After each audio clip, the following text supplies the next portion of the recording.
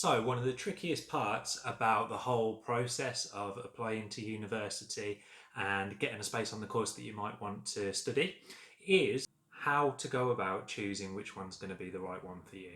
And in this video, that's what we're going to take a look at. So, there's loads of things that you need to consider, and throughout the course of the next, I don't know, 5-10 minutes, we will take a look at how to choose the right course, the type of university that you might want to go to and the differences between those, whether to stay at home and study or move away to somewhere new, student life and the different considerations that you might want to make outside of your area of academic interest and the types of things that can give you a really good experience, the different facilities that all the universities have got because they've got loads and loads of money that they invest in all different types of stuff, so we'll take a look at that too, and the entry requirements that are going to be a big factor in your decision making process and how you can navigate which ones are going to be the ones that perhaps you'll aim for. So that's what we'll spend the next few minutes looking at. The big thing to remember with all of this is where you are going to decide to study is going to be based on you, your interests, what you like, what you enjoy, and the strengths that you've got and what you might want to do as a future career as well. And that's going to be different for everyone. Doubtless you're going to be going on university visit days or open days to have a look at a few of the different universities that perhaps you might be interested in. And if you haven't got a clear idea about what it is that you want out of your university experience, then you haven't got a very good starting point to make an informed decision. So hopefully these 6 points will give you a bit of an idea about what you can start reflecting on to maximise your chances of finding something that's really right for you and somewhere you're going to have a brilliant time studying for 3 years. So number one, the course. Now, the course that you study at university is going to be a bit different from when you are at school. Say you go to university to do physics, there isn't a national physics curriculum that all universities follow. And what you'll find is that they'll have specialisms within their teaching based on the research that goes on at the institution. So you might have one that's really, really good at stuff to do with astrophysics, whilst another one's more interested in photonics or perhaps mathematical applications of physics. It's well worth thinking about which area of the particular subjects you enjoy most, what you would most enjoy learning about within your university experience. There are thousands and thousands of different university courses out there, and if you know the bits of the course that perhaps you're most interested in, then you can probably locate a course that will best suit your interests. Also with the course, think about the way that you learn. Think about the way that you like to be assessed. Are you somebody that works better on small group tasks where you're doing a lot of problem solving? Are you stronger in essays than you are in exams? What works best for you? Universities, again, like with the content of the course, they will assess your learning in lots and lots of different ways, and you'll probably be able to find somewhere that really fits in with your strengths and the way that you like to operate. Equally, if you're doing a course as well that links perhaps to a professional career, then perhaps look at things like year in industry that you can do. Take a look at how the learning and teaching takes place as well. Is it large student groups in kind of lectures where there were one person at the front and hundreds of people sitting in front listening to them and taking notes and having seminars? Or are there opportunities to engage with workshop activities? Are there opportunities to gain professional experience? Are you going to be learning in ways that perhaps aren't the traditional model that you get at some universities? So that's worth thinking about too.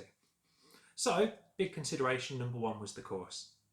Number two is the type of university that you might want to attend. Now, in the UK university system, then there's a few different types of institution that are out there. Some of them are what we call research intensive universities, so universities like the Russell Group, perhaps, I don't know, Oxford, Cambridge, Durham, Southampton, Birmingham, Manchester, those types of institutions that generally tend to have quite high tariff entry scores. They might perhaps want certain types of qualifications, so they might be very, very keen on A-levels or IB, for instance, and the way that they operate is very, very different to, say, other universities that might be post-92 institutions or modern universities. So examples of modern universities might be universities like Coventry, Birmingham City University, Wolverhampton, Southampton Solent University, Leicester de Montfort, and what you find with a lot of those universities, the entry requirements perhaps are slightly lower,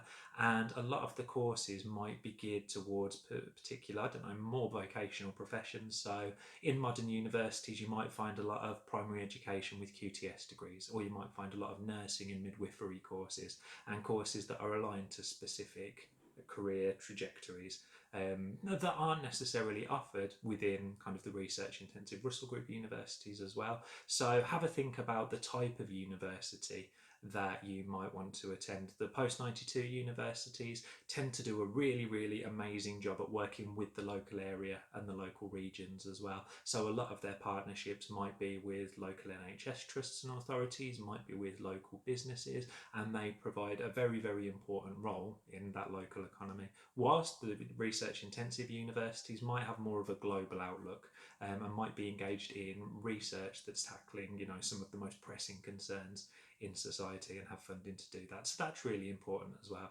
Think about the type of university that you want to study at. So home or away, that's an absolutely massive one. Are you thinking of moving away from home to study, or are you thinking of looking at institutions that are perhaps a little bit more local that you could commute to? There's no right or wrong answer with this. With regards to home and away, you've just got to do whatever's right for you, but there's a lot of considerations that you might want to make within that as well. So let's assume, first of all, that you are moving away from home.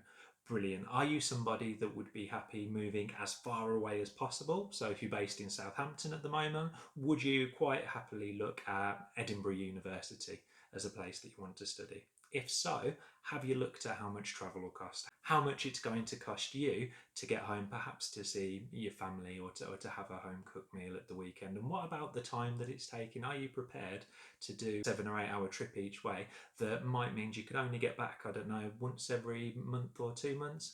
Or are you going to perhaps limit your radius to slightly more locally, thinking, yes, I want to move away from home, but kind of 2 hours each way is the most that I'm prepared to travel to make sure that I can still get home if I need to. Equally, if you're thinking of staying at home as well, then it's going to be worth considering how far you'd be willing to commute. How far would you be prepared to travel 3 or 4 times a week to go to university and take part in the course? And how long is it going to take to do that? Are you going to be able to access the resources that you need should you have an essay deadline due and you find out that actually you need to get a book from the library? Are you going to be able to access that? And are you going to be able to fully engage within the experience? And that fully engaging in the experience thing is really important. People that tend to do best at university and go on to do things that they want to in terms of a career afterwards and that type of thing are the people that have engaged in all of the experiences universities have to offer. They're people that haven't just turned up to university to do their lectures and then go home again, but actually people that have engaged in all of the different things that quite a lot of the time you'll never get the chance to do again, perhaps, other than spending your time at university. So whether you are living away from home and you are living in student accommodation and fully engaging in student life, or whether you're staying perhaps where your hometown is and you're commuting to university, regardless, just make sure that you spend that time to engage in all of the stuff that the university's got on offer outside of your course as well. And that brings me on to my next point quite nicely, student life. Student life is an absolutely huge part of being a student and all of these activities that you can get engaged with. So student unions tend to have hundreds of societies and different clubs that you can join, things that are quite, you know, traditional, like ones that are linked to your course or politics and that type of thing, but also things that are quite obscure. So there might be, I don't know, a cross-stitching society or a Quidditch society that you could join. Which clubs and societies are going to most enhance your time as a student? What would you want to engage with that you'd be really interested in, and that perhaps you could form social networks with people over?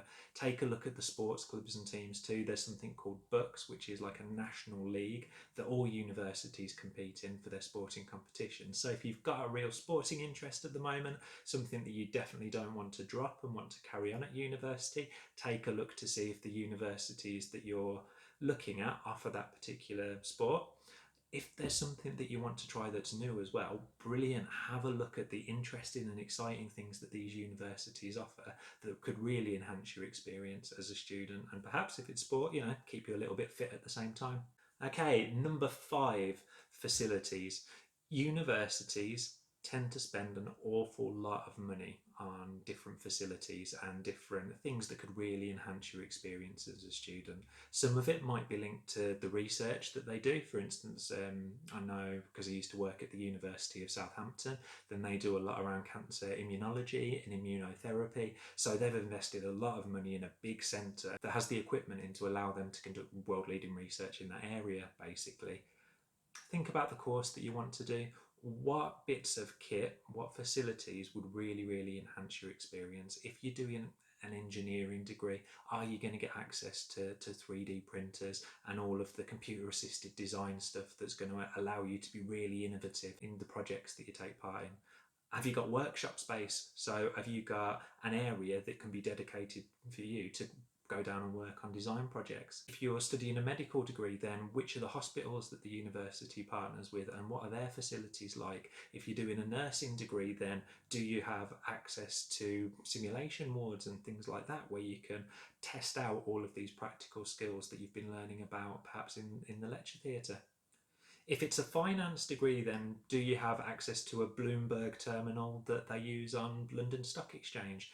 There's loads and loads of stuff that universities have in terms of facilities that can really enhance your experience. So it's definitely worth reflecting on which of those facilities are going to give you the opportunity to have the best experience possible, really. And the final point, probably one of the most important ones, is entry requirements. So, whilst you might have reflected on all of the things that you want out of your university degree, things like the course, the type of university, whether to live at home or whether to go further away, the student life, the facilities, you need to make sure that with the selections that you're making for university in terms of those choices, because you can have 5 on your UCAS application form, that you are pitching yourself at the right level. And with regards to the entry requirements, I'm definitely not saying don't push yourself or don't aim high. Absolutely do that, and it's really important that you do. But be realistic alongside that. Okay, so say if you are somebody and you think, oh, I don't know, probably going to get A and 2 Bs in my A levels or a distinction and 2 merits in my BTEC, then I would say there's nothing wrong with making an application for a course where perhaps they are looking for distinction merit or AAB, because an admissions tutor would see that application and think, yeah, you know what? There's a good chance that if this person works hard, they can achieve our entry requirements. However, if you are predicted 3 Cs at A level or 3 passes in your BTEC, and you are applying for a course that asks for 2 As and a B or distinction merit, then an admissions tutor is going to see that application and think, oh no, I'm not sure this person's going to be able to achieve those grades. It might be a little bit of a stretch. And the last thing that you'd want happening is that you get a rejection back from these universities, perhaps because you haven't pitched yourself at quite the right level. The way that UCAS applications works means that you can put one university as a firm choice and then one as an insurance choice as well, out of those 5 that you apply for initially. What I'd maybe recommend is with your firm choice, the first one, have one that is a little bit more ambitious but realistic. Okay, so maybe 1 grade higher than you predicted. There's nothing wrong with that at all. However, maybe for the insurance choice, that second one, have a safe bet. Have a university course that you feel comfortable that you would be able to achieve the grades that they're asking in terms of the entry requirements. So you've got the course, you've got the type of university, home or away, student life, facilities, and entry requirements as well. These are all really important things to reflect on if you want to maximise your chances of getting on to the course that's going to be 100% right for you.